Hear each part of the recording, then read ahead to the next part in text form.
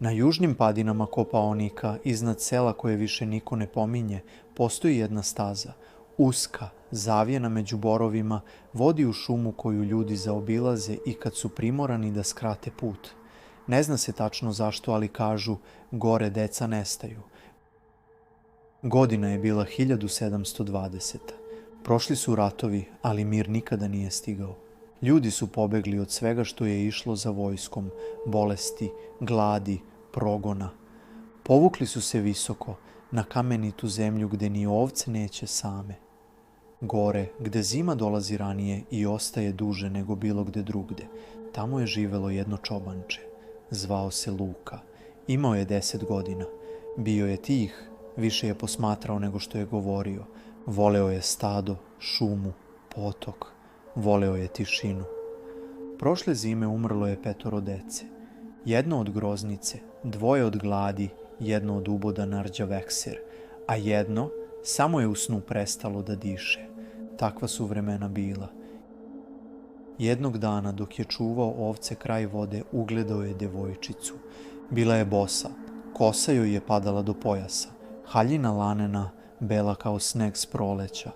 Nije rekla kako se zove, samo je pitala: "Hoćeš da se igramo?" Nije čekala odgovor.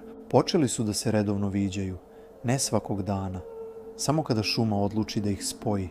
Igrali su se ili radili nešto nalik na igru. Nije bilo pravila, nisu se krili ni trčali, samo su išli stazama koje niko drugi ne vidi. Hodali kroz gustinu, ali noge nisu grebale koprive. Voda je znala da ide uzbrdo, vetar da nosi pesme koje niko ne zna. Nebo bi menjalo boje, a kamenje bi bilo toplo kao tela u snu. Jednog dana Luka joj je rekao: "Gladan sam." Ona ga je gledala bez odgovora, ali sledeći put kad su se sreli rekao je: "Kad sam s tobom, ne boli me stomak i nije mi hladno." "Igra zna kako da sakrije glad," rekla je tiho. Pitao je jednom: "Imaš li još s kim da se igraš?" Ona je klimnula: "Igrala sam se s mnogima." "Znaš li Dragoslavu?" "Koju?" "Onu što je umrla prošlog proleća. Igrala sam se s njom pre tebe." Luka je ćutao. Poslednji put sedeli su pored izvora. Voda je bila mutna, iako nije padala kiša. Vazduh miran, kao da šuma zadržava dah. "Hoćeš da se igramo jedne igre?" upitala je. Luka je klimnuo glavom. "Nećeš više biti gladan ni žedan, ali nećeš više živeti u selu." Nije bilo straha u njemu, samo mir i želja da ostane tamo gde nikad neće biti gladan, jer jedina konstanta u njegovom životu do tada je bila glad. "Hajde onda," rekla je devojčica, i više ga nije bilo. U selu su ga tražili, prvo svi, onda žene, na kraju samo jedan starac i pas. Našli su samo kapu, na kamenu, kraj potoka, mokru, ali čistu. Majka ju je uzela u ruke. "Ovo je," počela je, ali nije dovršila. Otac je stajao pored, u tišini. Nije znao ni šta da kaže ni kome. Pop je rekao da moraju da mu naprave sahranu, jer ako neko ostane nesahranjen, to nikada nije dobro. Međutim, pošto nisu našli telo, Pop je rekao da će sahraniti odeću koja je ostala od njega. Ljudi su se okupili. Doneli su sveću. Pop je došao sa Biblijom. Odeća je ležala na zemlji umesto sanduka. Svi su gledali, ali niko nije izgovorio ništa.